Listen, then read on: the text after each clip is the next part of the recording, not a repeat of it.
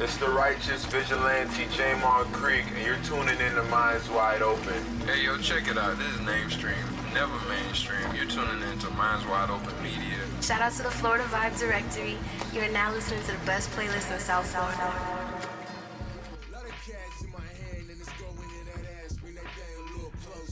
And welcome back, everyone. This is the Florida Vibe Directory. On today's episode, we got my boy DJ Chipy 305 in the building. Yes, sir. So what's up, man? You know, you hit us up. You're telling me that you dropped a new mixtape, right? That's right. It's an album. An album. Oh, okay, yeah, okay. Original. So tell me more about this album, man. Well, what's the name of it? It's called Changes. Okay. I produced 10 records on it. All right. It's 10 records, and I got 15 artists on it. Amazing. 14 of them are from South Florida. Uh-huh. And then there's one, Pastor Troy, who's from Atlanta. That's incredible. Yeah, but it's golden. It's So, beautiful. what was the inspiration for this album? Like, what came to mind when you were like, yo, I want to make this album, call it Changes? So, I mean, really everything that's going on in my life has been changing, right? Okay. So it first started off with, I've had all my music since I started making music back to college. So that was like 2011, 12, 13-ish. Mm-hmm. All my music that I had, just lost it. My hard drive crashed. My backup was messed up. So I lost everything that I've made for like the past 10 years. Oh, damn. So that hurts. Yeah. That was rough. I was in a little like mentally, I was just like for a couple months, I was just out of it, just thinking about it. But, I bounced back. I figured out how to get more sounds, different sounds. I decided to change up my style, my sound. I just had a daughter, so my life has changed in that aspect. Congrats. So, my sound's changing, my life's changing, everything's changing. So when I came up with the concept of the project, everything from the album cover, if you look at the cover, like the font changes, the color changes, to when you listen to the project, there's 10 records, and it starts off, you got like pop, R&B, you're on that vibe, and then the vibe changes as you get to the end of the project. You're on some like hood shit, some some twerking shit. So everything changes. So that's where I was at with that one. I love that inspiration, man, that you really put some deep thought into that, right? Yeah. Like, how can I express how I'm feeling into this album? That's pretty incredible. Yeah. One thing I wanted to ask you about is you mentioned how you were able to get so many different artists onto this album, right? So you can get all those different sounds. Right. How did you know which artist to get? So I've been doing music for a while now. When I first started, I was producing in college. Me and my roommate, we started making beats on FL Studios and trash beats. But we would get high and we would freestyle to them and shit, and we thought it was like the best shit ever. And then as time progressed, with our stupid freestyles, I started trying to rap more and stuff. So I met a lot of artists through that. Then I started DJing, and I got big into hip hop showcases. So when I was doing the showcases, I would spin for a lot of artists. And so the artists that performed and made good ass music, when they were done, I would pull them to the side like, yo, I'm a producer. What's up? We should link up. We should make some shit. And just throughout the years, I've been networking, and I've kind of built a catalog of artists that I like to work with. So when it came down to it, to selecting what artists were on it, it was really just a matter of who was in the catalog that I chose. There was a lot of songs that got recorded with other artists that I like to work with, but the vibe was kind of different than what I was looking for this project. I see. So that will be another collaboration project that I'll work on next. Okay. But yeah, I mean, just networking, talking to people, and linking up with them in the studios and shit. That's how I selected my 15. That's amazing, man. And one thing I remember you telling me this podcast is you were telling me how you liked the way people connected, these artists, right? So tell me a little bit more about that. Like, have these artists ever met each other before? So some of them, I mean, like, Miami is not that big. Yeah. But there's a shitload of people in it. So like people have heard of other people. People might not know people personally. But a lot of the records, I would send them the record and either the concept or I would have had the hook. So I send them the hook and they don't even know who else is getting on the record. So they'll be like, oh, who's getting on the record? Who's getting on the record? And most of the time, I wouldn't even know when they're asking me. I'm like, bro, I don't know yet. Like, just drop your verse and I'm going to send it to the next person or whatever. But the people, like, so, for example, the song I have, Rage, right? It has Jeff Stones and Drew, LHVO. That one, it was originally supposed to be a different artist on it, but that didn't end up working out. So Drew wrote his whole verse to the concept that this other artist sent me, and then he ended up not getting on it. So I ended up putting Jeff on it based off of the verse that Drew wrote. So it's like, it was just a lot of like back and forth and shit, but it all worked out. And none of them knew each other, but I feel like the vibe came together really well. And that was the whole point of it, is like, the different vibes, different styles and shit. We could make some love that beautiful music. Yeah, really piecing these pieces together, making a story, making it a whole. Exactly. Now, you told me that your specialty is in producing, right?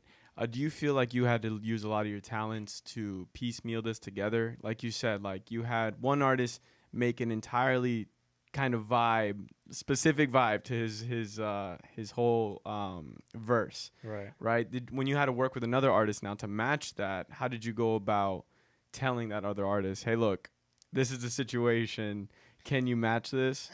So honestly, I mean, the people that I make music with, everybody's solid, right? So everybody knows what they're doing. Everybody's good. Everybody's like, I could rely on them to not put garbage on the record. Okay. Right? So it wasn't really a matter, because literally they'll be like, who am I getting on this record with? And I'll be like, I don't know yet. And they'll be like, all right, it's straight. Like, they wouldn't even care. Word. And neither would I, to be honest. This whole project was for the artists. Like I said before we went live, Miami is full of talent, but people don't really either mess with each other or support each other or whatever. So if you listen to the project, even though I produced the whole thing, I didn't go deep into my production. Like, I didn't have any crazy breakdowns. I didn't have any, like, there's nothing to, like, focus on my beat, like, oh, hey, this is my beat. Like, if you listen to a Kanye song, like, half of the song is just his instrumental, whether it's in the middle or at the end or at the beginning. But this, it just comes in, the artists do their thing, and then it leaves, and that's it. And that's what I wanted it to do, because I just wanted to bring the artists together and just make some fire shit. Amazing, man. Yeah. Amazing. When it came to setting up the order of how these songs are going to be played, what was going through your head, because I bet that was pretty important. So I wanted to keep the concept of change, like, I wanted to put that on the forefront of everything, right? So I wanted, when you're listening to the record, I want you to realize that there's a change. Yeah. So, but that could have been anything. I could have put one of the R&B songs and then put one of the hood shit right after it and then go back to a pop. And I could have done it like that. And it was actually like, that question is a question that I had in my head, like, the whole time I was making the project. Like, how the fuck am I going to order these songs? Because they're all so different. And, an album has to make sense, right? You don't want to just listen to it and it sound like they just threw everything together. So really the only thing that made sense was for it to just change slowly throughout the project. That's why I did like the slower R&B in the beginning, and then like it just built up to the end where you got some murder, kill shit as the last song. Amazing, bro. I like how in tune you are with understanding that kind of like emotion through an album, right? 'Cause I think that really shows your mastery with music, like understanding that change. When it comes to your background, tell me, how'd you get the name, So it originally, right, what happened? What's going on? We got Jeff Stones here in the building. Yeah. You making noises over there. So Jeff has been with me. I've known Jeff since high school days, right? So he has known me throughout all of my name changes, and there's really only been three changes. So originally, I went by Planet Chippy. Okay. And my drop was what planet is this, right? At the beginning of the song, that was the drop. It said, what planet is this? And then the song would drop. And the reason I had Planet Chippy originally, it was Planet Chippy Music, right? And the reason I did that is because my music never really sounded like other people's music. So it was something out of this world, like on its own planet type shit, right? That was the whole concept behind that. But then as I started getting older, I was like, I mean, that's kind of lame. I don't really like that. So I decided to shorten it. When I became a DJ, I wasn't going to be DJ Planet Chippy Music, so I did DJ PCM. Okay. So that's what I was going by. And that's when I was doing the showcases, and I was doing like a lot of private events. I was doing some club in Hollywood and stuff as DJ PCM. And then once my hard drive crashed, I lost all my music. I lost like everything. Everything was changing. I kind of took a break to kind of find what I wanted to do. Because now I'm a dad. Like DJing doesn't give me the same feeling it did before, like turning up and all that. Like, I see. So I kind of had to take a break to figure out what I was going to do next. So with the changes, I changed my name to DJ Chippy 305, and Chippy is my last name. Okay. So yeah, from Miami. Chippy's my last name, so I said, shit, let's just go with who I am as a person, and that's Chippy. Everybody knows you. Chippy. I'm Chippy. So it's Chippy. Yeah. I love that, man. It shows like the progression, right? Right. It's crazy that we use his last name as a nickname in the streets. Really?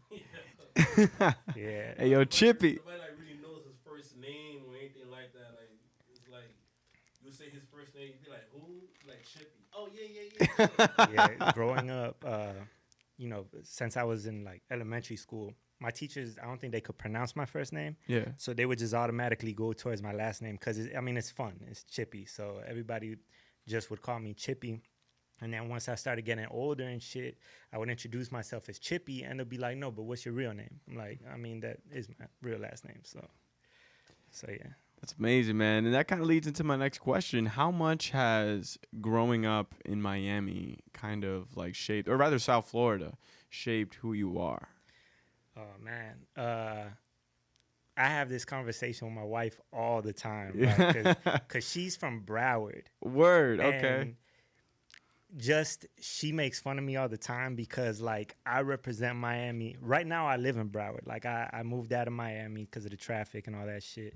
I had to get away, so I moved up to Broward. But I will always represent Miami, right? Okay. I'm always in Miami. I'm always there. It's always on my mind. And one day I probably will want to move back down there. But even though she was in Broward, which is just like 30 minutes away, it's still a whole different life. It's a different feeling to be from Miami. Like, I'm from Miami, you from Broward. Like, it's different. So yeah.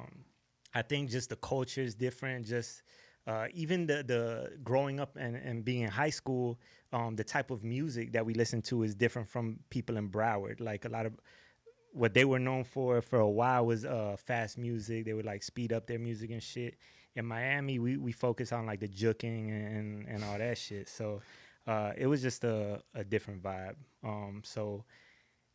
Yeah, I mean, Miami's always going to be a part of me, whether I'm living there or not. It molded me to who I am today, and that's what I tell people. People that aren't from Miami probably wouldn't get it. I probably sound stupid to them. They're like, oh, I'm from New Jersey, and New Jersey's cool too, but nah. You don't understand until you're in there, man. Yeah, and I get what you mean. I'm always in Miami myself, and I feel like that is a world of its own. Yeah. Bro. It comes with a culture. It comes with its own principles when it comes to how you do music as well. Which leads me into my next question. Like, how has it been trying to work with other artists? You know, like, I know you mentioned you were having these events or these showcases. How did you get into that? So I started off, when I started DJing, I started doing stuff like homecomings and proms, and then I would do some weddings, and I would do just whatever I could get, right? But then I realized I didn't really like that shit. Like it's so like on a schedule, and you can't fuck up because it's like that's somebody's wedding. So it's like I just decided that wasn't for me. So I started doing house parties. And my house parties were crazy. Yeah? Like, yes, yeah. My house parties were jumping. So, yeah, so that's where I decided I wanted to keep my energy, was on like some crazy shit like that, and like just turning it up and really having no rules, you know. Even with the clubs, like there's certain shit that you can't do. Right. Whereas shit, I'm at a house party, I'm running that whole thing. You feel me? So I started focusing on that type of vibe, and then one of my boys opened a bar in Hollywood. And so he was like, yo, I need you to come DJ for the bar. So I was the main DJ at the bar in Hollywood, and I did that for a couple years. And then through the bar, it was this team called DBD. Okay.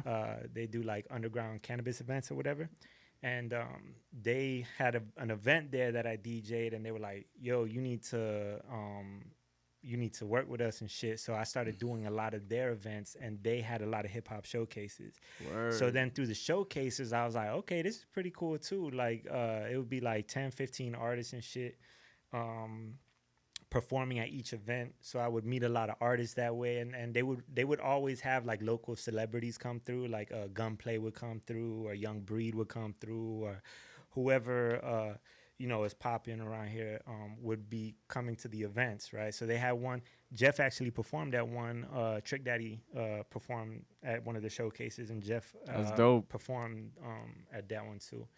But I didn't DJ that one. But so yeah, that kind of faded out, because then I realized I don't really like doing the showcases, because of course, the artists are trying to get put on. The artists need their music played and shit. The artists, it's their showcase. So that they're the reason that this event even is going on. But at the same time, I think there's a big disconnect between artists and DJs, because I feel like some artists might feel like their songs need to be played, or like because I'm the DJ, I need to play their song and shit. And if the DJ isn't feeling the record, or if it's not the right time to play that record at the event, a lot of artists kind of get butthurt over it, you know what I mean? And I understand why. You know, you trying to break your music, you trying to get that shit heard. But as a DJ, you know, we just like an album needs to transition, the event needs to transition. I'm not trying to go like it's the first 2 hours of the event, it's a 6-hour event, and you just trying to play all the turn up music right now in the first 2 hours. So then what the hell am I going to play later? Right.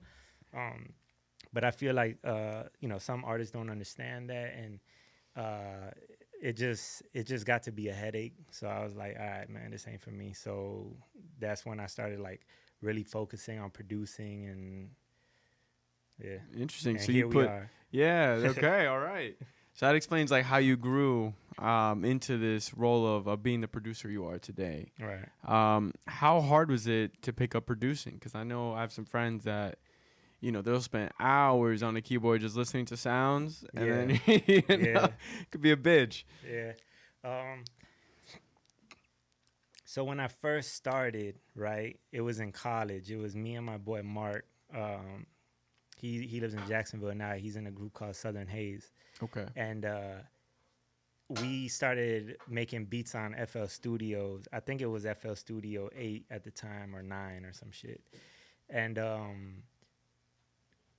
it was the most basic beats you would ever hear. Like we put like a kick and a snare and a couple of the preset sounds that came with the program and shit. Yeah. And it would sound so bad, but we were high, we were drunk, we were like, oh hell yeah, that shit sounds bad. And we just start freestyling to that shit. And so it was just fun, because we were in college, it was just something fun to do. And then this other dude came to the house one day, and we played him one of the beats that we made, and he's like, oh, that actually sounds dope. Like, let me jump on that. And so from there, I just, I always messed around with beats and shit. And then fast forward after college or whatever, came back here and I started making music at a friend's. He had like a garage that he transformed into a studio. And so I was always over there bringing beats and shit. And that's actually when Jeff really started coming through with me, and like, we started making a lot of music together. I would throw him beats and shit, and we would get on songs together and stuff. And then fast forward, I ended up working with 4 other dudes. We opened our own studio called Free Will Productions. We opened our own studio, and we had the photography room, the video room, and the main studio for recording. Yeah, it sounds like it would be good times. Yeah, it was lit. But that's the problem. It was too lit, right? So it was too lit. It was 5 of us that opened it, and we were always partying. So we never made money. So we would what we did was, our boys were promoters at the time, so we would host one party a month and charge $10 to $15 for each guy at the door, and ladies and free, right? And the problem was, those parties were ridiculous, like crazy ass parties, but that's how we paid our rent. We threw one party a month, and with the money we made from the door, we would pay the rent for the studio. So wow. Really, everything else, we really didn't even try to make it successful. We were just focused on like recording Jeff's album and recording our boys' album and doing this and that. But the studio, that's when I really started like kind of to elevate as a producer, because you would have all these artists coming through, and it would be such a vibe, and they would want to hear beats and shit so they could freestyle or so they could write or whatever. So I really started focusing more. That was like, what was that, 2013, 2014? No, like 2012. So that's when I really started focusing and shit. So like I said, since like 2012, all the music I made, I lost when my hard drive crashed. So all the music from the studio days, everything. But yeah. I mean, that's incredible, man. Hearing this story reminds me of one NWO, like having the live events here, but also I read this story about Elon Musk and how he would pay his rent in college. He would just throw one big ass party and charge cover at the door that's funny, yeah. at his mansion, and that would allow him to pay the rent, and then just keep it going. That's amazing, just having your own creative space and then utilizing it in that way, whether for good or for bad. It sounds like it was a good time regardless. Right. Well, it was a good time until it wasn't, because then I'm telling you, these parties, we do that. We have a video there.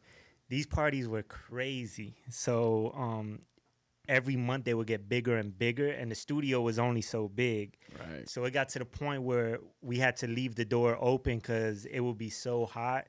All the girls would take their shirts off. So all the girls would be in bras and shit. And the doors would have to be open, and everybody would be in the parking lot because there was just no space on the inside of the studio. So you got everybody in the parking lot and shit.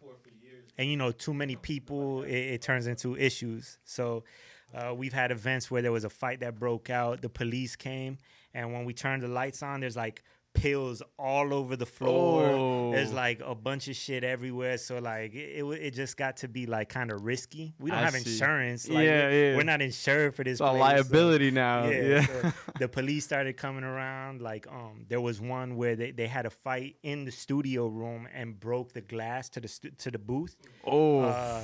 They broke the glass to the booth, and then Buddy didn't want to pay for it, so it was a huge issue with that. The dude that he was fighting went to the car to get a gun, so like it got to be way too much, right? So we were like, all right, so we stopped throwing the parties, and then little by little, like I said, I started the studio with 4 other people.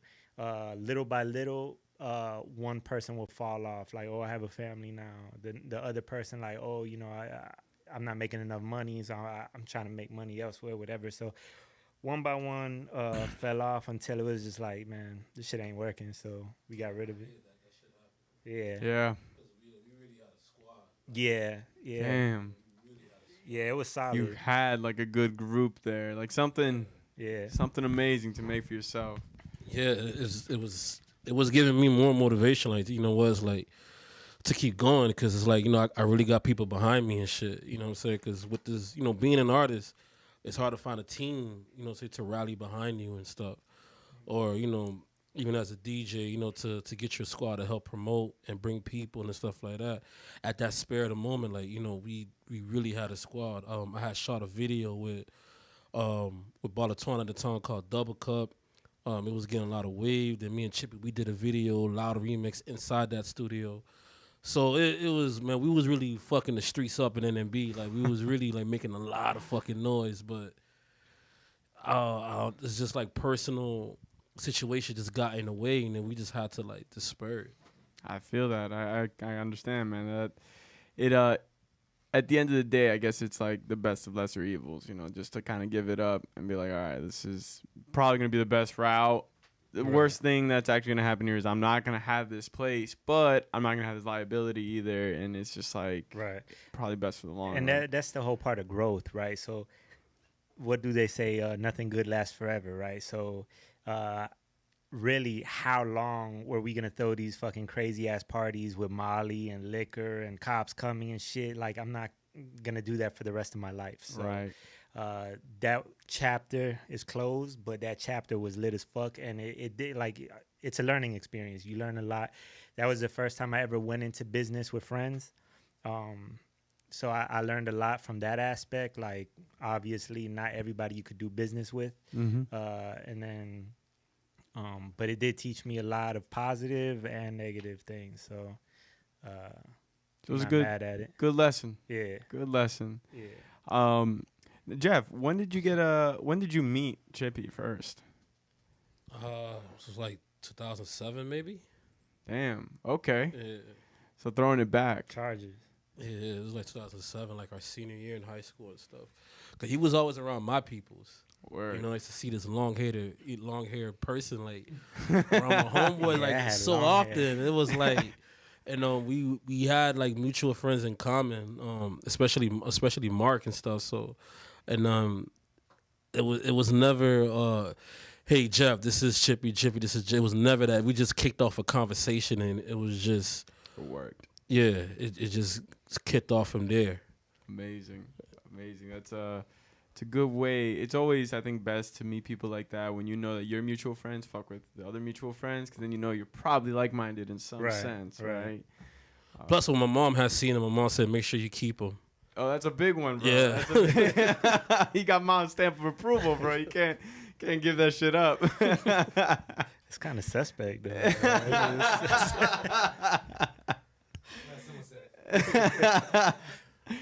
Oh, shit, that's funny, man.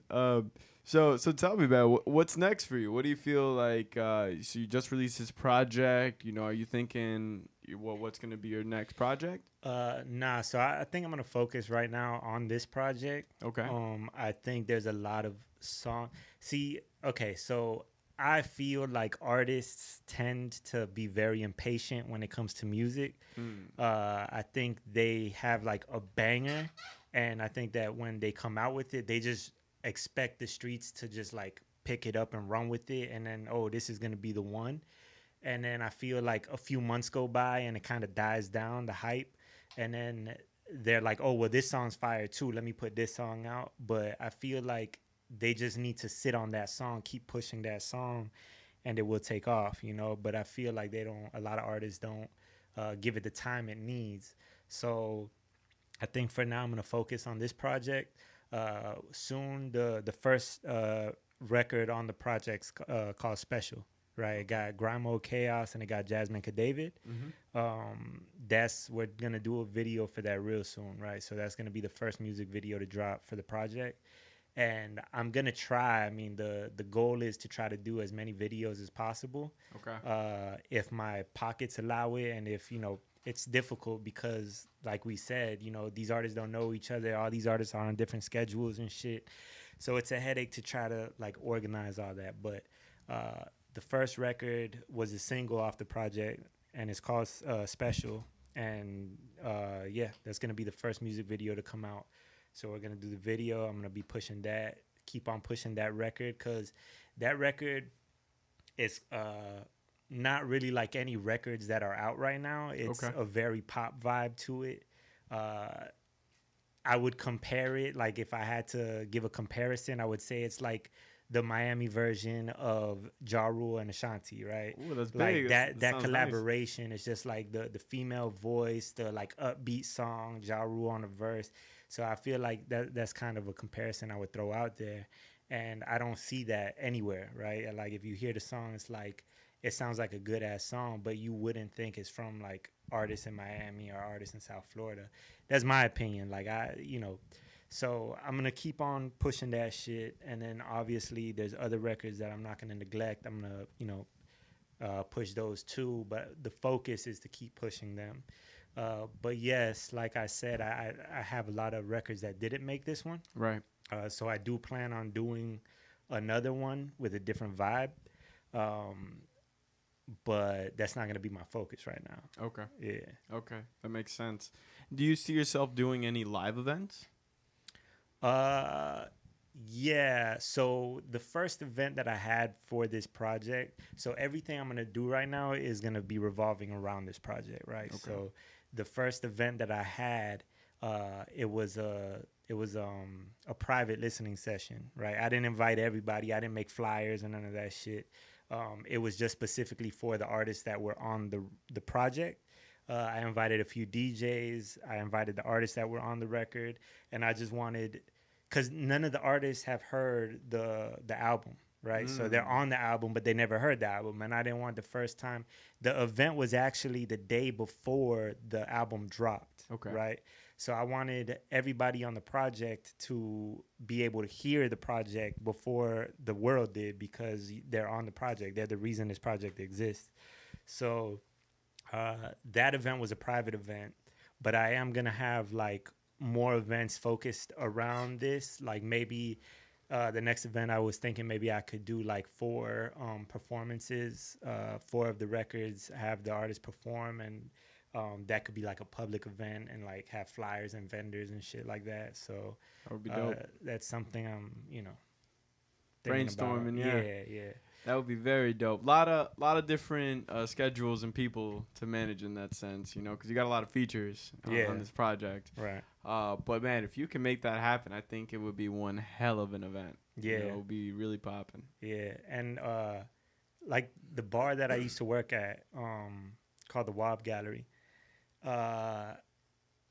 he kind of did similar shit. Like he would have events, people could rent out his space, and Jeff has performed there. I've DJ'd Jeff's performance at the Wob, and just like thinking visually how that took place. Because if you think about like a Wynwood spot, it was like taking a piece of Wynwood and putting it in Hollywood. The shit closed because of a bunch of crazy shit that happened, but picture taking a place out of Wynwood, putting it in Hollywood, and that's exactly the vibe that it was. So wow. It would get packed with like, performances and shit. And so just visually, that's kind of the vibe that I'm trying to take for this next event, and do like maybe 4 records, each artist perform it, and just have vendors out there selling shit, and just like food trucks and shit. That's cool. That's the next event that I'm trying to do. We'll see Okay. how that works. Okay. It sounds good. Yeah, that sounds like a great idea, honestly. Out of all the songs in the album, which one would you say was you had the most fun producing?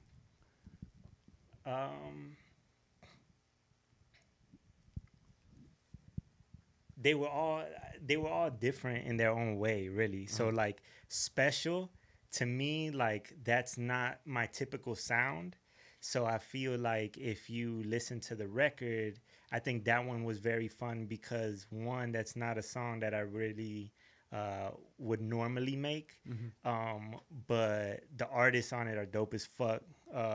Grime Mode Chaos, like Grime Mode is legendary out here. Like they started the Juke era, and I'd play every gig as Jeff.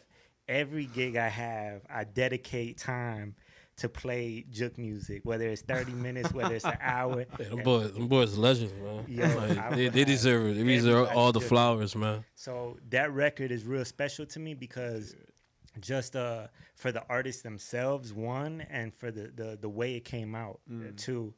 The one that I think was the funnest to make, I would probably say Flip. Flip? Yeah, with that's a story right there. yeah, with Jeff and Pastor Troy. Okay.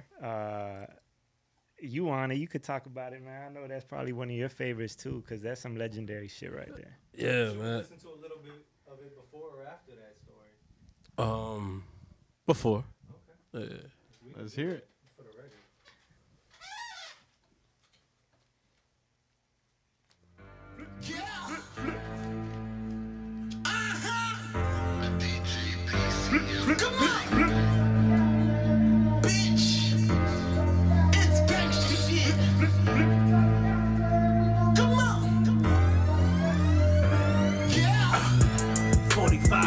In the car too.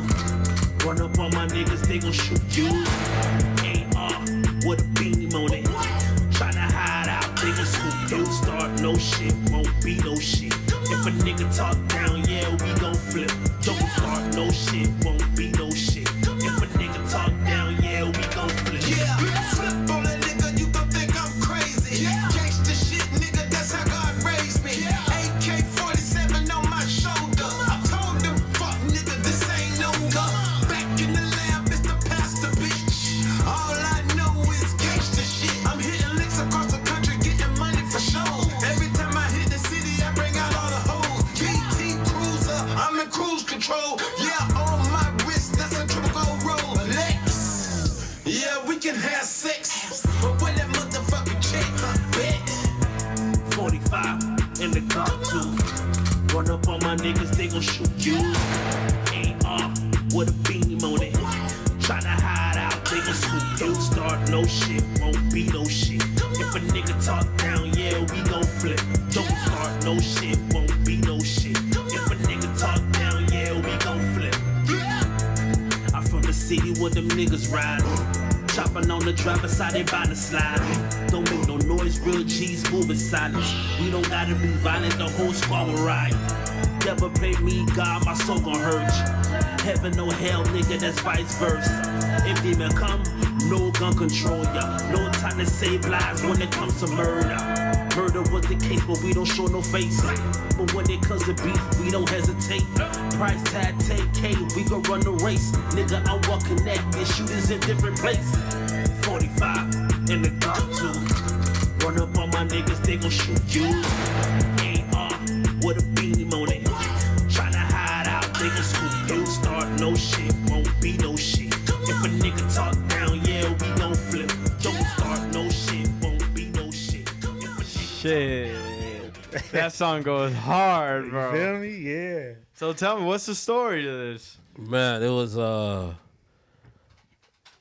night where Chippy called me and he was like, "Yo, I sent you this beat." I said, "All right, I'm gonna go listen to it." But he like, "Hey, before we get off the phone, I need you to listen to it and call me right back." So I said, "Okay, relax, okay." So hung the phone up, listened to the beat. I'm like, "Yo, that shit is knocking." Well, what happens? He was like, "Okay, so this is the situation. I sent the beat to Pastor Troy, but Pastor Troy want to see how it would come out." So I'm like, am I writing for him or like, what it is? He's like, "I don't know, but just come up with something hard and send it to me." So I'm like, all right, cool. So I think the first thing I had, like, it was bits and pieces, and it was like, okay, I got to put it together. So my whole family went to sleep. So I was outside in the porch like 1 in the morning, type vibe. So I'm outside, I'm smoking, and at the time I used to create reference on my phone, like through some type of app. And then once I finally got it, like when I did it, like my voice was soft tone, and Chippy was like, "No, make your voice a little gritty. Like, you need to sound angry, Jeff. Like, sound angry. Don't sound like sad Jeff. Sound like mad Jeff." Yeah. So I'm like, all right. So I went back. So I had to like leave the front porch because I was about to be loud as fuck. So I went to the sidewalk and then I started, 45 and the Glock 2. Run up on my niggas, they gon' shoot you. You know what I'm saying? So once I sent it back, he called my phone. He was like, "Yes, yes." Yeah. So he was like, all right, so the final verdict is waiting for Pastor Troy. So he sent it to Pastor Troy, and then it was green light since then. And then it was just to keep me on the record. And then Chippy was like, "Yo, like, add your second verse because it's going to be iconic." And when the song dropped, it definitely was. Damn. I could see it, man. I could hear it. I could hear the. This is some shit. I feel like I'm playing windows down, like smoking a blunt in my car, like you know, just like get you going type of music. You know. I'm not gonna lie, the Broward in me wanted to hear it at double speed. Shit. Yo, that song. I think that one was the funnest one that I did because Pastor Troy, like. I went to NMB, right? And so I got, like I told you, I lived in Miami Beach at the time. So it was like a 30-minute drive to go to school. I got my whip. I used to work at Wendy's. Yeah. So I got my car so I could go to work, whatever. So I had 30 minutes to go to school, 30 minutes to drive home, like 45 minutes to drive home. Bro, I would bump Pastor Troy and Jeezy and 3 6 Mafia the whole ride. So this shit was fun for me to make because Pastor Troy, like, I've been listening to Pastor, like he's a legend out here, right? So I thought it was a shot in the dark, right? So I'm like, dog, I need to do a record with Pastor Troy. So I'm starting to make this beat, and I'm like, I need to make some shit that I feel like he would just smash. And so I'm making the beat, and I made like probably 15 beats, and then I was like, that's the one. So I wanted to make sure that was the one. So when Jeff sent me the first reference track, I was just like, that's not the one, dog. That's not it. You gotta come hard. Like, Pat, you gotta come hard with it. So he sent me the second one. I was like, yeah, that's it. And so, you know, I got the green light from Pastor Troy's manager, Big Mike, sent it to him. He gave him the thumbs up. So we were able to get that shit done. But that shit was fun. That gave me like a feeling. I even had, so Pastor Troy's song Vice Versa, right? It's lame as fuck, but whatever. I don't care. I'm going to say it anyway. So when I was in high school, it was at the time where Bluetooth had just come out. So everybody's like Bluetoothing ringtones and shit to each other. Yeah. Everybody's like, oh, do you have this ringtone and shit? And everybody would just send each other shit through Bluetooth. We went to the same class. So I had the Pastor Troy Vice Versa ringtone. So it go ding, ding, ding, ding, ding, ding, ding. So I was like, oh, shit, I just got it. So I wanted to make sure everybody knew I had that shit. So I text my homeboy, yo, call my phone in 2 minutes, right? And I'm in class, and I put that shit on loud in my pocket, and I'm sitting there, and 2 minutes later, it was Mr. Tisdale's class, the math teacher at NMB. 2 minutes later, my phone starts ringing, right? And it's the Pastor Troy song. And everybody's like, oh, that shit hard. The whole class going crazy. But then Mr. Tisdale ended up taking my phone away for the my coach. day. Damn. But, my football coach. But Pastor Troy, bro. Pastor Troy. I got my phone taken away just so I could flex that ringtone. So worth it, man. Yeah, worth for it. sure. That's amazing, man. What a story. I used to have some exclusive ringtones back in high school. Dog, them shits was crazy. I had the Nextel at that time, man. When I had the Beyonce Irreplaceable. Oh, Lord. Oh, my God. Game over. That's hilarious, man. Now, you've been talking about Special, right? Now, I do want to listen to that song just to give the people a nice little, like, take of it. Special is from which? The first one. The first one. That's the title. Gotcha. Yes, sir.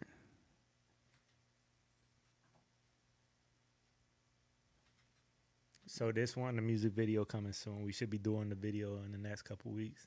All right. Yeah.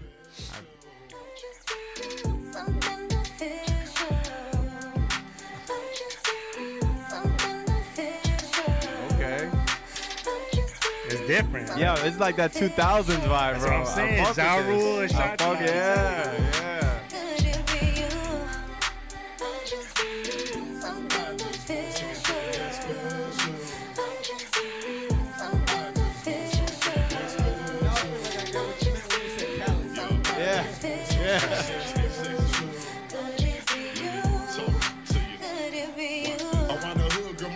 Jumping, but you don't even care, you just like my company. For real. I like you cause you be looking accomplished. Not to mention, girl, you thinking of dumbness. For real. It's the little things that count. And it ain't take a lot for you to figure me out. I ain't difficult or complicated. You bad, but never on your worst behavior. Best way to say fuck your haters. Post the pictures we took in Jamaica. On our way to Dominican Republic. Balcony sexism, different kind of loving. Stay stepping our passport. Living life on fast forward. Buy you anything you ask for. That shit make you dance. Yeah, the video for this is gonna be hot, bro. It's giving me heavy, like, I can imagine already, like, an Outkast style video or some shit with this man just, like, singing. That shit makes you move, dog. I dropped the record, and my boy from Costa Rica, he DM'd me, like, yo, I can't help but move when I listen to that shit. Bro, I'm going to have to put this as my ringtone. Put that shit on blast. Text your boy. Yo, Luke, call me real quick. It's my son's favorite song. I'm telling It's you. amazing, man. I can see why, bro. And the kids know the music, man. Trust me. I love how you really encompass this 2000 sound in this, though. This is, I feel like, because that sound is really gone, not extinct, kind of almost extinct right now, because you're not really hearing anything like this right now. Right. But you're really modernizing this. I love it. It sounds so damn good. Thank you. Yeah. And yeah, I mean, I've been like sending DJs the records, and they all mention Special. They're like, yo, that Special shit, that's fire. So, and it's like, it's just crazy because it's not the typical, like a lot of these DJs play like, I can't picture them playing Special. Though when I think of like the type of parties they do and the type of events and the type of clubs they're at, I would think more like Florida Water or Big Bag, but they all mention Special, like, yo, that song is fire. That song is fire. If so you throw that between the right two songs, though, it could really be a moment. I get it. Yeah, it can. Yeah. And when you speed it up a little bit, like it has it's like that juke music, dog. Like that kick. It's just, you can't help but dance to that shit. So that song is definitely gonna be not my main focus, but it is a focus. Like, I need to do the video. I need to stick behind that one because that's. And that's your own advice from earlier. People not focusing on Exactly. the song. It's worth it. Exactly. Yeah. So for all the new upcoming artists out there, you gotta focus on that one song, man. Believe in it, you know, like, Right. Cause this, I see it, it's a hit. I think artists have trouble taking like constructive criticism. I feel like they just think everybody's being a hater if like they're like as Jeff will, especially when he first started and he was trying to find his sound, like most of the songs I was like, I'm not fucking with it. Nah, that's trash. Nah, that's stupid. I used to get mad as Like, fuck. Yeah, exactly. And he'd be like, man, you tripping. Our arguments used to be crazy. Yeah. Like, We didn't talk for days after that. But that's He'll the call me thing. like, you all right? Yeah, man, I'm all right. And I understand, like, as an artist, you know, you're making it, so obviously you think that shit's fire, and to other people it might be, but to me, that shit's not fire. And I'm gonna tell you, I'm not. You can ask my wife, dog. Like, I will tell you how it is. I don't give a fuck what reaction I'm gonna get out of it. So with artists, I feel like they need to have people tell them, like. You're not wrong, man. And Also- it's one thing to be like, nah, that shit's trash. But I tell them, like, you know, the quality's not really there. I would try recording it at another studio, or, you know, you're not really rhyming. Like, so, you know, it's constructive. But even though it's constructive, a lot of them still aren't, It hurts. for aren't some of open them. to hearing it. Also, they got to make sure like that record, like they try to push, is like it's fitting for them. I see. You know what I mean? Because, you know, you could have a person like who's tatted up, grills, whole bunch of dreads, and, you know, he's singing falsetto. Like, people gonna look at it crazy. Like, this may work or may not work. You know what I mean? But I have to like learn that myself. It's like, I think I was speaking to DJ EFN from Drink Chats. We had a conversation, and I had came up to him and was like, "Yo, I need to talk to you." He was like, "Okay." He put his beard down. Okay, what happened? Like, it was a conversation between him and T-Pain, something that T-Pain had mentioned, and I wanted him to elaborate it more. He was like, "This is what he was trying to say." He was like, "Okay, you're an artist, right?" He said, "Yeah." He said, by the judge of your appearance, it looked like you make street music. I'm like, I don't make no gangster. He said, no. It could be about hustling, poverty. What he said, whatever he said, but he said, by the judge of your appearance, you make music for the people. I was like, yeah, because I'm open now to talk about it. He said, okay. He said, but I don't see you making a Ja Rule record or a T-Pain record. You know, because you know those type of records, you gotta fit it. You have to wear it. Like, look the part. You have to look the part, and I don't know how to. I'm not doing that. You know what I mean? Like, I can't. So it's like when he said that really spoke to me. It's like, okay, you know what? Like, he's right, because I can't change my image. You know, I can't change myself to portray a fake image to, you know, everybody else, when I really have a story. I really have things that I go through. I really have, you know, friends that go through issues and stuff like that, versus, you know, trying to live in this love fantasy land, rocking the fake Versace shirt and some shades and stuff like that. It's like, that's not, maybe somebody else and everything. So it's like, when I learned that kind of changed like the way I make music now. I see. You know what I mean? So it's like, okay, like I have to wear this in the video, and I have to wear this when I'm performing. Mm-hmm. So, you know, that was my conversation with some artists. Like, you know, whatever song you come out, you trying to push, you got to make sure you know how to wear it. Right. Yeah, that's good advice, man. DJ fan for even, you know, giving game like that. Yeah.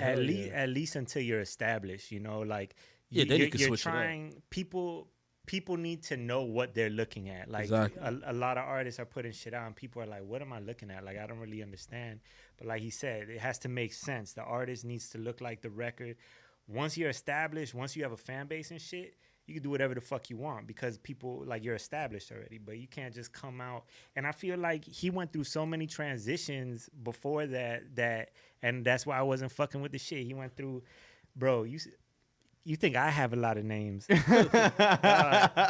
Jeff, J.E.F.F. Oh man, that was hard. Mr. Jeff. Jeff Jean. How did you pronounce J.E.F.F? They just had periods in between each letter. But did you pronounce it just Jeff? Yeah. No. Well, yeah. On the in the beginning of the song, he goes, J.E.F.F. That's what I was worried about. He took it there. But I mean, it was dope though. It stood for just enemies forget friends. Yeah. So it was a dope little thing, but it just sounded stupid. But but yeah, he would make music that just didn't make sense, and it was like, you got to figure out a name. I said, I don't know. He said, well, you get high a lot, so figure it out. And then I was at work, and I was like, I'm always Stone, Jeff Stone. And I called him like, yo, Jeff Stones. And that shit's hard. He was like, okay, yeah. That's something like that you remember. Yeah.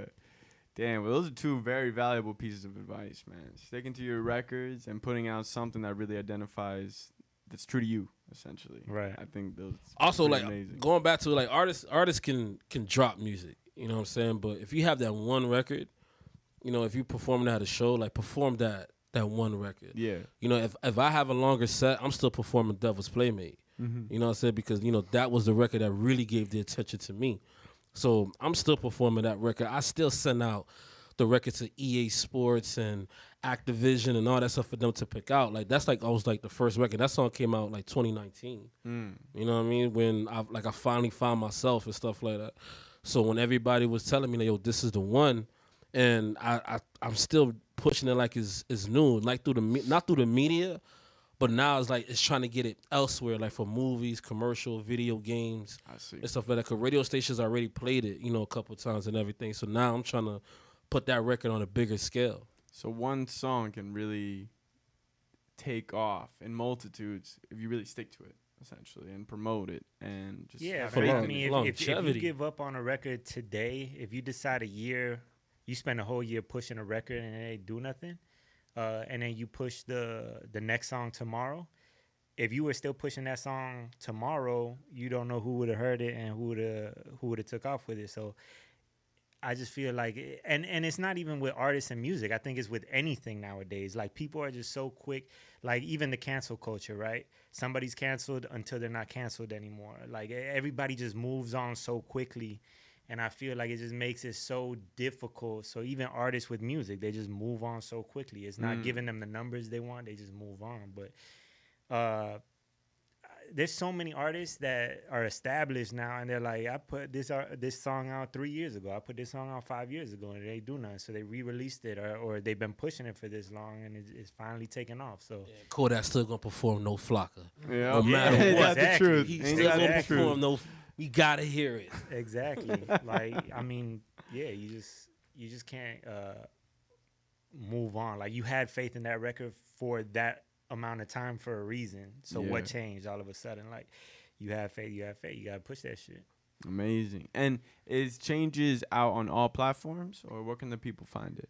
Yeah. So finally, I had an issue with distribution when it first released, but I got all that shit squared away.